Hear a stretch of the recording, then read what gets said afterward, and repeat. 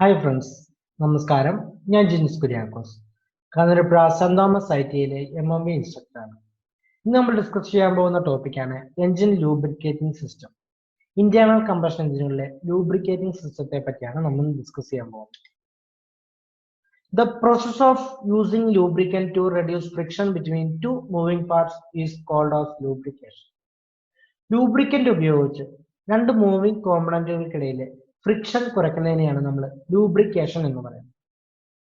രണ്ട് മെറ്റാലിക് കോമ്പണന്റ്സ് പരസ്പരം കോണ്ടാക്റ്റിൽ വരുന്ന സമയത്ത് അവ മൂവ് ചെയ്യുന്നുണ്ടെങ്കിൽ അവിടെ ഫ്രിക്ഷൻ, ഹീറ്റ്, വിയർ, നോയ്സ്, അത് മാത്രമല്ല എൻജിൻ കോമ്പണന്റ്സ് ആണെങ്കിൽ അവ ഹീറ്റ് ആവുന്ന സമയത്ത് എക്സ്പാൻഡ് ആവാൻ സാധ്യതയാണ്. മെറ്റൽസ് ആണെന്നുണ്ടെങ്കിൽ അങ്ങനെ അത് എൻജിൻ സീഷർ അല്ലെങ്കിൽ എൻജിൻ സീസ് ആവാൻ സാധ്യതയുണ്ട്. ഇതിനെയൊക്കെ ഓവർകം ചെയ്യുന്നതിന് വേണ്ടിയിട്ടാണ് നമ്മൾ ലൂബ്രിക്കേറ്റിംഗ് സിസ്റ്റം ഉപയോഗിക്കുന്നത്. The substance is used for the purpose of lubrication is called as lubricant. നമ്മൾ ലൂബ്രിക്കേഷന് ഉപയോഗിക്കുന്ന സബ്സ്റ്റൻസ് വസ്തുവിനെയാണ് നമ്മൾ ലൂബ്രിക്കന്റ് എന്ന് പറയുന്നത്. എക്സാമ്പിൾ ഗ്രീസ്, ലൂബ്രിക്കേഷൻ ഓയിൽ, ഇവയൊക്കെയാണ് നമ്മൾ സാധാരണ വാഹനങ്ങളിൽ ഉപയോഗിക്കുന്ന ലൂബ്രിക്കൻസ്. ഇനി നമുക്ക് ലൂബ്രിക്കേഷൻ ഉപയോഗിക്കുന്നതിനുള്ള ഗുണങ്ങൾ എന്തൊക്കെയാണെന്ന് നോക്കാം.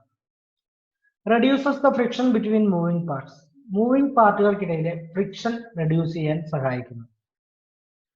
Reduces the damage of parts due to moving in contact. പരസ്പരം കോണ്ടാക്റ്റിലുള്ള മെറ്റൽ പാർട്സ് അവ മൂവ് ചെയ്യുന്ന സമയത്ത് ഇതിന്റെ സർഫസിൽ സ്ക്രാച്ച് ഒക്കെ ഉണ്ടാകാൻ സാധ്യതയുണ്ട്. ഇങ്ങനെ ഉണ്ടാകുന്ന സ്ക്രാച്ച് ഒന്നും ഉണ്ടാകാതെ ഈ സർഫസിനെ പ്രൊട്ടക്ട് ചെയ്യുന്നത് ലൂബ്രിക്കേഷൻ ഉപയോഗിക്കുന്നതുകൊണ്ടാണ്. Removes or decrease the heat due to friction. നമുക്കറിയാം ഫ്രിക്ഷൻ ഉണ്ടാകുന്ന സമയത്ത് ഫ്രിക്ഷൻ വർദ്ധിക്കുന്നതിനനുസരിച്ച് ഹീറ്റ് വർദ്ധിക്കും. നമ്മൾ ഫ്രിക്ഷൻ റെഡ്യൂസ് ചെയ്യുന്നതിലൂടെ അവിടെ ഉൽപ്പാദിപ്പിക്കുന്ന ഹീറ്റിനെ പൂർണ്ണമായോ അല്ലെങ്കിൽ മിതമായ ഒരു തോതിലോ നമുക്ക് റെഡ്യൂസ് ചെയ്യാൻ സാധിക്കുന്നു. അതും ലൂബ്രിക്കേഷൻ ഉപയോഗിക്കുന്നതുകൊണ്ടുള്ള ഒരു ഗുണമാണ്. Cleanse the tiny metal particles and dust that are present between two moving parts. നമുക്കറിയാം രണ്ട് മൂവിംഗ് പാർട്ടുകൾക്കിടയിൽ ചെറിയ മെറ്റൽ പീസ് എന്തെങ്കിലും വന്ന് വീഴുകയോ അതല്ല അതിൻ്റെ തന്നെ ഏതെങ്കിലും പീസ് പെട്ടെന്ന് പൊട്ടി അവയ്ക്കിടയിൽ വരികയാണെന്നുണ്ടെങ്കിൽ അത് കൂടുതൽ ഡാമേജ് ഉണ്ടാകാൻ കാരണമാവും. പക്ഷെ നമ്മൾ ലൂബ്രിക്കേഷൻ ഉപയോഗിക്കുന്നുണ്ടെന്നുണ്ടെങ്കിൽ ഈ മെറ്റൽ പാർട്ടിനെ നമുക്ക് ഈസിയായി അവിടുന്ന് റിമൂവ് ചെയ്ത് ആ ഓയിൽ സ്റ്റോർ ചെയ്ത് വെക്കുന്ന ഓയിൽ സമ്പിലാണെങ്കിൽ ഓയിൽ സമ്പിൽ, അല്ലെങ്കിൽ മറ്റെവിടെയെങ്കിലും ആണെന്നുണ്ടെങ്കിൽ റിസർവോയറിലാണെങ്കിൽ റിസർവോയറിലേക്ക് നമുക്ക് എത്തിക്കാൻ സാധിക്കും. അതും ലൂബ്രിക്കേഷൻ ഉപയോഗിക്കുന്നുള്ള ഒരു അഡ്വാൻറ്റേജ് ആണ്. Act as a seal between piston ring and cylinder wall to provide better compression. നമ്മൾ പിസ്റ്റൺ റിങ്ങുകളെ കുറിച്ച് പഠിച്ചതാണ്.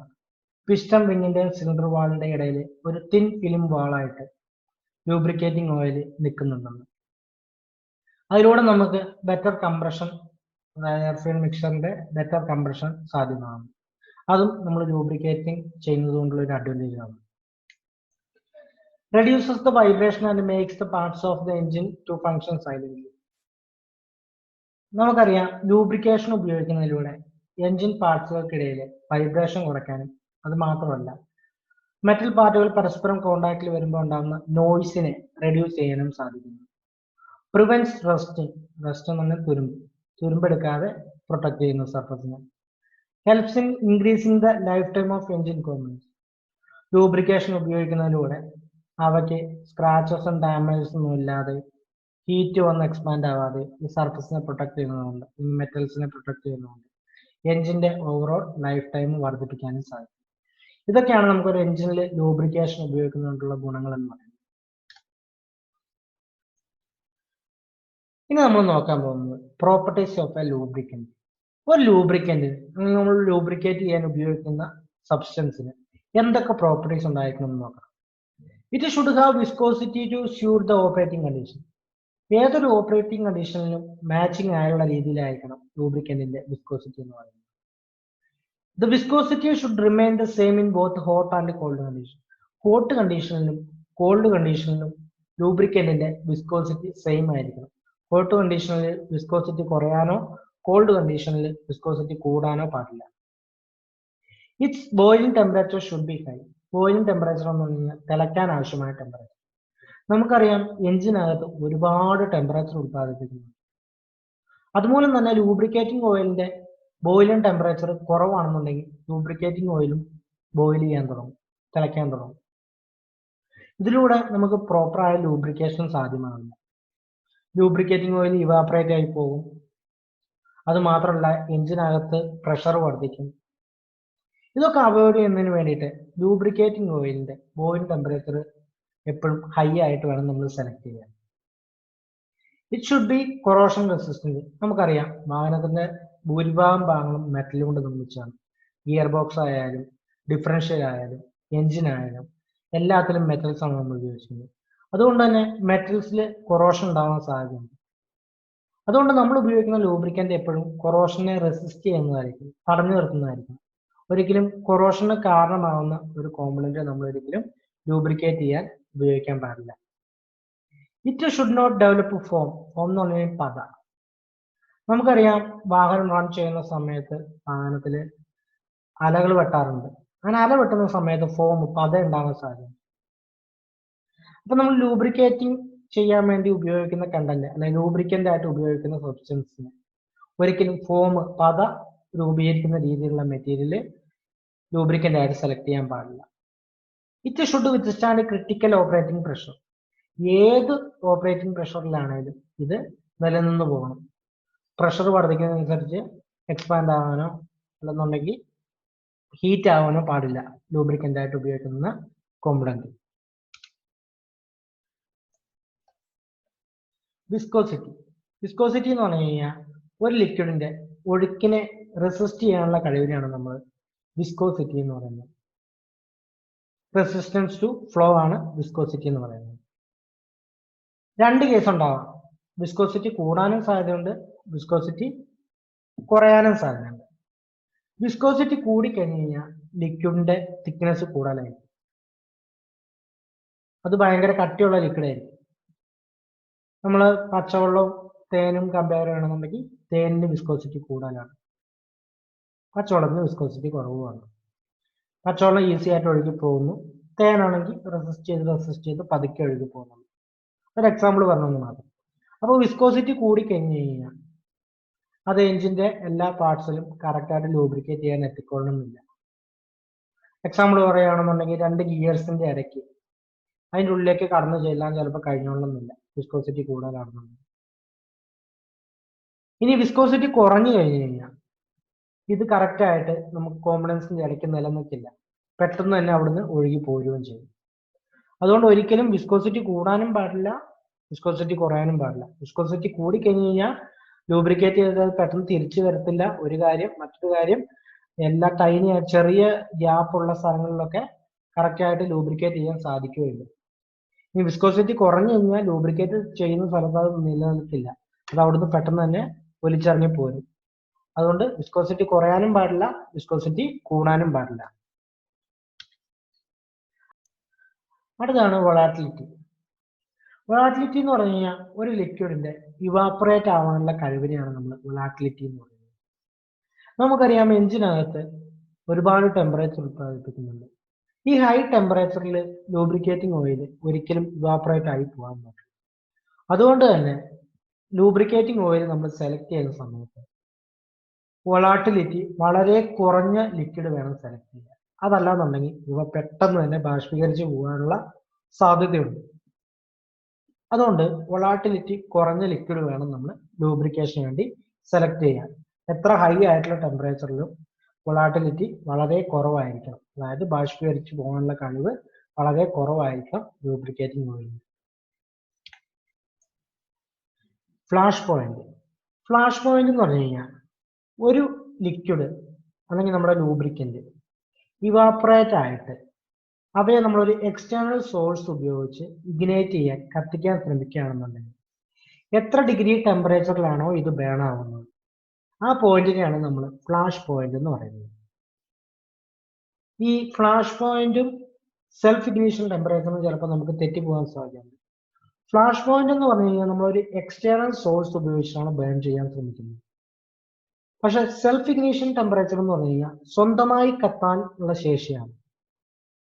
ടെമ്പറേച്ചർ വർദ്ധിക്കുന്ന സമയത്ത് സ്വന്തമായി കത്താനുള്ള ശേഷിയാണ് സെൽഫ് ഇഗ്നിഷൻ ടെമ്പറേച്ചർ എന്ന് പറയുന്നത്.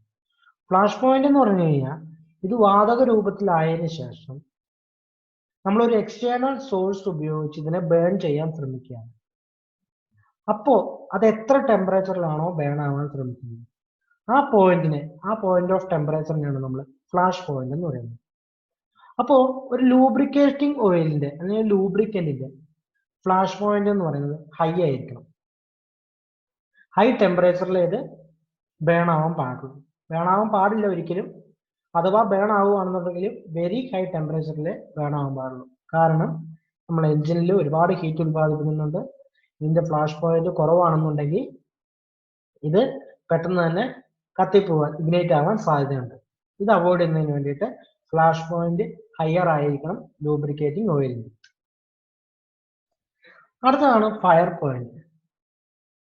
ഫയർ പോയിന്റ് എന്ന് പറഞ്ഞു കഴിഞ്ഞാൽ ഒരു നിശ്ചിത ടെമ്പറേച്ചറിൽ വാതക രൂപത്തിലായിട്ടുള്ള ഓയില് മിനിമം 5 സെക്കൻഡെങ്കിലും കത്തി നിൽക്കുന്ന ആ പോയിന്റിനെയാണ് നമ്മൾ ഫയർ പോയിന്റ് എന്ന് പറയുന്നത്.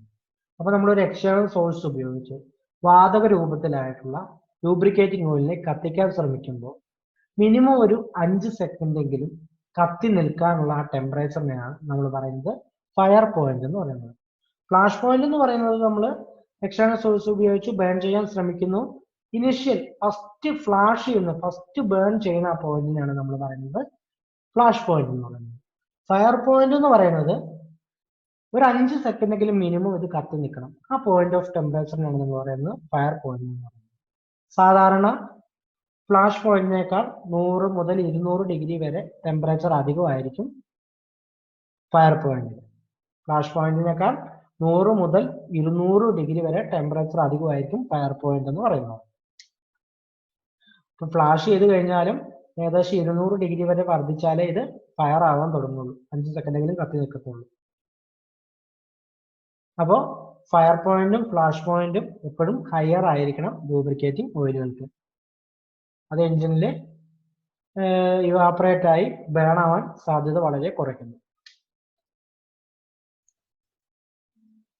അടുത്താണ് കൊറോസീവ്നെസ്. കൊറോസീവ്നെസ് എന്ന് പറഞ്ഞാൽ തുരുമ്പെടുക്കൽ. നമുക്കറിയാം എഞ്ചിന്റെ ഓൾമോസ്റ്റ് എല്ലാ ഭാഗങ്ങളും മെറ്റൽസ് ആണ്, മെറ്റൽ കൊണ്ട് നിർമ്മിച്ചതാണ്. മെറ്റൽസിന്റെ ഒരു പ്രത്യേകത എന്ന് പറഞ്ഞാൽ അവ തുരുമ്പെടുക്കാൻ സാധ്യതയുണ്ട്. അതുകൊണ്ട് തന്നെ നമ്മൾ ഉപയോഗിക്കുന്ന ലൂബ്രിക്കന്റ് തുരുമ്പെടുക്കാൻ കാരണമാകുന്ന ഒരു കോമ്പണന്റ് ആണ് ഉപയോഗിക്കുന്നതെങ്കിൽ അവ എഞ്ചിൻ കോമ്പണൻസിനെ ടോട്ടലി ഡാമേജ് ആക്കാൻ സാധ്യതയുണ്ട്. അതുകൊണ്ട് കൊറോഷനെ റെസിസ്റ്റ് ചെയ്യുന്ന മെറ്റീരിയൽസ് വേണം ലൂബ്രിക്കന്റിൽ നമ്മൾ ചേർക്കാൻ. ഒരിക്കലും കൊറോഷന് കാരണമാവുന്ന കണ്ടൻസ് ഒന്നും നമ്മൾ ലൂബ്രിക്കേറ്റിംഗ് ഓയിലിലോ ലൂബ്രിക്കന്റിലോ ചേർക്കാൻ പാടില്ല. അടുത്താണ് വിസ്കോസിറ്റി റേറ്റിംഗ്. വിസ്കോസിറ്റി റേറ്റിംഗ് എന്ന് പറഞ്ഞു കഴിഞ്ഞാൽ ഒരു ലൂബ്രിക്കന്റിന് ഏത് ടെമ്പറേച്ചർ റേഞ്ച് വരെയാണോ അതിന്റെ വിസ്കോസിറ്റിയിൽ യാതൊരു വിധമായ ചേഞ്ചും ഇല്ലാതെ നിലനിൽക്കാൻ കഴിയുന്നത്. ഇതിനെ സൂചിപ്പിക്കുന്നതാണ് വിസ്കോസിറ്റി റേറ്റിംഗ് എന്ന് പറയുന്നത്. വിസ്കോസിറ്റി കൂടുകയോ കുറയുകയോ ചെയ്യാതെ ഏത് ടെമ്പറേച്ചർ റേഞ്ചിലാണോ നിലനിൽക്കാൻ കഴിയുന്നത് ഇതിനെ സൂചിപ്പിക്കുന്നതാണ് വിസ്കോസിറ്റി റേറ്റിംഗ്. പ്രധാനമായും 2 രീതിയിലാണ് നമ്മൾ റേറ്റ് ചെയ്തിരിക്കുന്നത്, മോണോഗ്രേഡ് ഓയിൽ എന്നും മൾട്ടിഗ്രേഡ് ഓയിൽ എന്നും. മോണോഗ്രേഡ് ഓയിൽ പണ്ട് കാലത്താണ് നമ്മൾ ഉപയോഗിച്ചുകൊണ്ടിരുന്നത്. മൾട്ടിഗ്രേഡ് ഓയിലാണ് ഇപ്പോഴത്തെ വാഹനങ്ങളിൽ നമ്മൾ ഉപയോഗിക്കുന്നത്. ഇത് നമുക്ക് ആദ്യം മോണോഗ്രേഡ് ഓയിലിനെ പറ്റി നോക്കാം. ഈ മോണോഗ്രേഡ് ഓയിലിന്റെ പ്രത്യേകത എന്താണെന്ന് പറഞ്ഞു കഴിഞ്ഞാൽ ടെമ്പറേച്ചറിൽ ഉണ്ടാകുന്ന ചെറിയ വ്യത്യാസം പോലും ഇതിന്റെ വിസ്കോസിറ്റിയിൽ വ്യത്യാസം വരാൻ സാധ്യതയുണ്ട്. എക്സാമ്പിൾ പറയുകയാണെന്നുണ്ടെങ്കിൽ അതിന്റെ ടെമ്പറേച്ചർ എന്ന് പറയുന്നത് 5W ആണെന്ന് വെച്ചിട്ട് 5W ടെമ്പറേച്ചർ ആണെന്നുണ്ടെങ്കിൽ ഈ 5ൽ നിന്ന് 3യിലേക്ക് എത്തിക്കഴിഞ്ഞാൽ ഇതിന്റെ വിസ്കോസിറ്റി ചിലപ്പോൾ കൂടും. ഇനി 5ൽ നിന്ന് 8ലേക്ക് എത്തിക്കഴിഞ്ഞാൽ ഇതിന്റെ വിസ്കോസിറ്റി ചിലപ്പോൾ കുറയാനും സാധ്യതയുണ്ട് ടെമ്പറേച്ചറിൽ വ്യത്യാസം വരുമ്പോൾ. അതാണ് മോണോഗ്രേഡ് ഓയിൽസിന്റെ പ്രത്യേകത എന്ന് പറയുന്നത്. അതുമാത്രമല്ല ഈ മോണോഗ്രേഡ് ഓയില് വെതറിനനുസരിച്ച് സീസൺ അനുസരിച്ച് നമ്മൾ ചേഞ്ച് ചെയ്യണം. വിന്റർ സീസണിൽ ഉപയോഗിക്കാൻ ഒരു ടൈപ്പ് ഓയില്, സമ്മർ സീസണിൽ ഉപയോഗിക്കാൻ മറ്റൊരു ടൈപ്പ് ഓയിൽ. 2 ടൈപ്പ് ഓയിൽ വേണം നമ്മൾ ഒരു എഞ്ചിനിൽ ഉപയോഗിക്കാൻ. വിന്റർ സീസണിൽ ഉപയോഗിക്കുന്ന ഓയിലുകൾക്ക് നമ്മൾ W എന്ന് ചേർത്തിട്ടുണ്ടാകും അതിന്റെ ഗ്രേഡിന്റെ കൂടെ. എക്സാമ്പിൾ പറയുകയാണെങ്കിൽ SAE 0W, SAE 5W, SAE 10W, SAE 15W, SI20W, SI25W ഇതിനൊക്കെ നമ്മൾ ചേർത്തിട്ടുണ്ടാവും. ഇനി സമ്മർ സീസണിലാണെന്നുണ്ടെങ്കിൽ, വേനൽക്കാലത്താണെന്നുണ്ടെങ്കിൽ, വേനൽക്കാലത്ത് ഈ W ഉണ്ടാവില്ല. SI8, SI12, SI16, SI20, SI60 ഇങ്ങനെയായിരിക്കും എഞ്ചിൻ ഓയിലിന്റെ ഗ്രേഡ് എന്ന് പറയുന്നത്. അപ്പൊ നമ്മളിത് പണ്ട് കാലത്താണ് വാഹനങ്ങളിൽ ഉപയോഗിച്ചിരുന്നത്, ഇപ്പോഴത്തെ വാഹനങ്ങളിൽ ഉപയോഗിക്കുന്നില്ല. കാരണം ടെമ്പറേച്ചറിൽ വരുന്ന ചെറിയ വ്യത്യാസം തന്നെ ഇതിന്റെ വിസ്കോസിറ്റിയെ ബാധിക്കും. അതുകൊണ്ടാണ് നമ്മൾ മോണോ ഗ്രേഡ് ഓയിൽസ് ഇപ്പോഴത്തെ വാഹനങ്ങളൊന്നും ഉപയോഗിക്കാറ്. മൾട്ടി ഗ്രേഡ് ഓയിൽസ് ആണ് അടുത്തത്. മൾട്ടി ഗ്രേഡ് ഓയിൽസിന് രണ്ട് വിസ്കോസിറ്റി സ്പെസിഫിക്കേഷൻ ഉണ്ടാവും. വിന്ററിനുള്ളതും ഉണ്ടാവും, സമ്മറിനുള്ളതും ഉണ്ടാവും.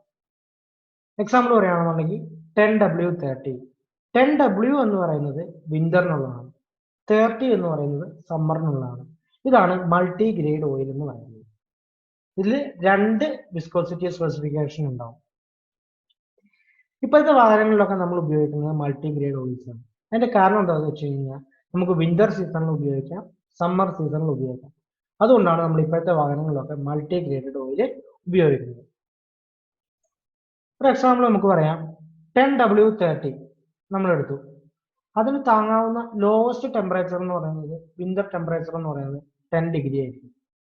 ഹയർ ടെമ്പറേച്ചർ എന്ന് പറയുന്നത് 30 ആയിരിക്കും. അതായത് സമ്മർ ടെമ്പറേച്ചർ എന്ന് പറയുന്നത് 30 ആയിരിക്കും.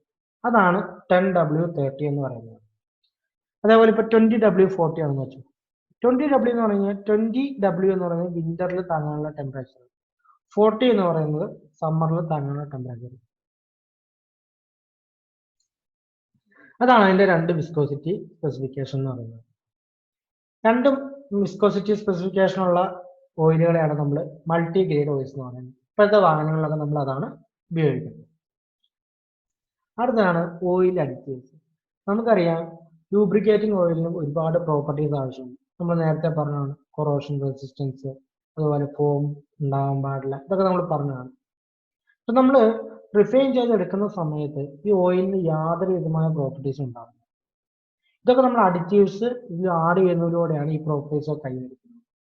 പ്രധാനമായും ഇനി പറയുന്ന അഡിറ്റീവ്സ് ഒക്കെയാണ് നമ്മൾ ആഡ് ചെയ്യുന്നത്. Pour point depressants, oxidation inhibitors, corrosion and rust inhibitors, foaming resistance, detergents dispersants, extreme pressure resistance, ഇവയൊക്കെയാണ് നമ്മൾ ഈ പറഞ്ഞ പ്രോപ്പർട്ടീസ് ഒക്കെ വരാൻ വേണ്ടിയിട്ട് അഡിറ്റീവ്സ് ആയിട്ട് ആഡ് ചെയ്യുന്നത്. അങ്ങനെയാണ് ഒരു ലൂബ്രിക്കേറ്റിംഗ് ഓയിൽ നമ്മൾ റിഫൈൻ ചെയ്ത് എടുക്കുന്നത്. അടുത്തതാണ് ടൈപ്സ് ഓഫ് ലൂബ്രിക്കൻസ്. ഏതൊക്കെ ടൈപ്പ് ലൂബ്രിക്കൻസ് നമ്മൾ വാഹനങ്ങളിൽ ഉപയോഗിക്കണമെന്ന് നോക്കാം. പ്രധാനമായും 3 ടൈപ്പാണുള്ളത്: solid lubricant, semi solid lubricant, liquid lubricant. ആദ്യം നമ്മൾ നോക്കുന്നത് സോളിഡ് ലൂബ്രിക്കന്റ് ആണ്. സോളിഡ് ലൂബ്രിക്കന്റ് എന്ന് പറഞ്ഞു കഴിഞ്ഞാൽ സോളിഡ് സ്റ്റേറ്റിലുള്ള ലൂബ്രിക്കന്റിനെയാണ് നമ്മൾ സോളിഡ് ലൂബ്രിക്കന്റ് എന്ന് പറയുന്നത്. ഖരാവസ്ഥയിലുള്ള ലൂബ്രിക്കന്റിനെയാണ് നമ്മൾ സോളിഡ് ലൂബ്രിക്കന്റ് എന്ന് പറയുന്നത്. എക്സാമ്പിൾ പറയുകയാണെന്നുണ്ടെങ്കിൽ fibre, graphite, carbon, mica, wax, ഇതൊക്കെയാണ് സോളിഡ് ലൂബ്രിക്കൻസിന് എക്സാമ്പിൾ.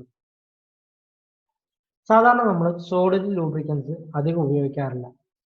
ലിക്വിഡ് ലൂബ്രിക്കൻസും അതുപോലെ സെമി സോളിഡ് ലൂബ്രിക്കൻസും നമുക്ക് ഉപയോഗിക്കാൻ പറ്റാത്ത സ്ഥലങ്ങളിൽ, അല്ലെങ്കിൽ ഹൈ ടെമ്പറേച്ചർ ഉള്ള സ്ഥലങ്ങളിലും മാത്രമേ നമ്മൾ സോളിഡ് ലൂബ്രിക്കന്റ് ഉപയോഗിക്കാറുള്ളൂ. അടുത്താണ് സെമി സോളിഡ് ലൂബ്രിക്കന്റ്. ലിക്വിഡ് സ്റ്റേറ്റിനും സോളിഡ് സ്റ്റേറ്റിനും ഇടയിലുള്ള ഒരു ടൈപ്പാണ് സെമി സോളിഡ് ലൂബ്രിക്കന്റ്. ലിക്വിഡും അല്ല എന്നാൽ സോളിഡും അല്ല, സെമി സോളിഡ് ആണ്. ഈ ടൈപ്പ് ഓഫ് ലൂബ്രിക്കന്റിനാണ് നമ്മൾ സെമി സോളിഡ് ലൂബ്രിക്കന്റ് എന്ന് പറയുന്നത്. സാധാരണ നമ്മൾ ഹൈ സ്ട്രെസ് ഉണ്ടാകുന്ന സ്ഥലങ്ങളിലൊക്കെയാണ് സെമി സോളിഡ് ലൂബ്രിക്കന്റ് ഉപയോഗിക്കുന്നത്. എക്സാമ്പിൾ പറയുകയാണെന്നുണ്ടെങ്കിൽ വാഹനങ്ങളിൽ നമ്മൾ ബെയറിങ്ങുകൾക്കിടയിൽ, ഗിയറുകൾക്കിടയിൽ ഒക്കെയാണ് നമ്മൾ സെമി സോളിഡ് ലൂബ്രിക്കൻസ് സാധാരണ ഉപയോഗിക്കുന്നത്. ഗ്രീസ് ആണ് ഒരു സെമി സോളിഡ് ലൂബ്രിക്കന്റിന് എക്സാമ്പിൾ എന്ന് പറയുന്നത്. അത് മാത്രമല്ല, ലിക്വിഡ് ലൂബ്രിക്കന്റും സോളിഡ് ലൂബ്രിക്കന്റും ഉപയോഗിക്കാൻ പറ്റാത്ത സാഹചര്യങ്ങളിൽ കൂടി നമ്മൾ സെമി സോളിഡ് ലൂബ്രിക്കന്റ് ഉപയോഗിക്കാറുണ്ട്. ലിക്വിഡ് ലൂബ്രിക്കൻസ് എന്ന് പറഞ്ഞു കഴിഞ്ഞാൽ ലിക്വിഡ് സ്റ്റേറ്റിലുള്ള ലൂബ്രിക്കൻസിനാണ് നമ്മൾ ലിക്വിഡ് ലൂബ്രിക്കൻസ് എന്ന് പറയുന്നത്. ഹൈ സ്പീഡ് റണ്ണിങ് കോമ്പണൻസിന്റെ ഇടയ്ക്കൊക്കെ നമുക്ക് ഉപയോഗിക്കാൻ സാധിക്കുന്നതാണ് ലിക്വിഡ് ലൂബ്രിക്കൻസ്.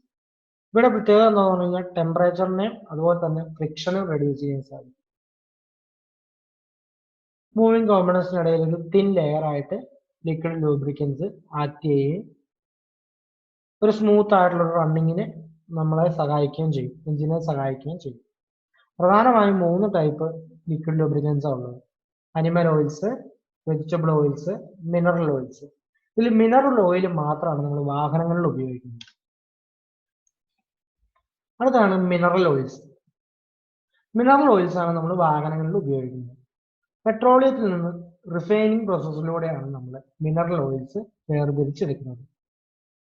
അതിനുശേഷം നമ്മൾ അതിനകത്ത് അഡിറ്റീവ്സ് ഒക്കെ ആഡ് ചെയ്താണ് പ്രോപ്പർട്ടീസ് ഈ മിനറൽ ഓയിൽസിന് ഉണ്ടാക്കിയെടുക്കുന്നത്.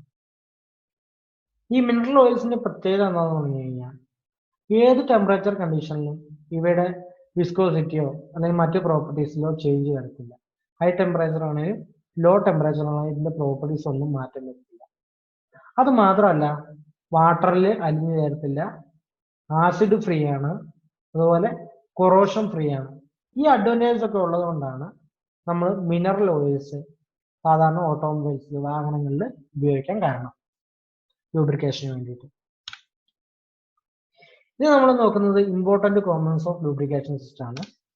Oil filter, oil pump, oil cooler, pressure relief valve, oil dipstick, oil level indicator, oil pressure gauge, oil sump.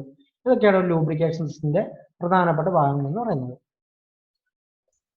Types of lubrication system: petrol oil lubrication system അല്ലെങ്കിൽ mist lubrication system എന്ന് പറയും, splash lubrication system, pressure lubrication system, combined lubrication system, dry sump lubrication system. ഇതൊക്കെയാണ് പ്രധാനപ്പെട്ട type of lubrication system എന്ന് പറയുന്നത്.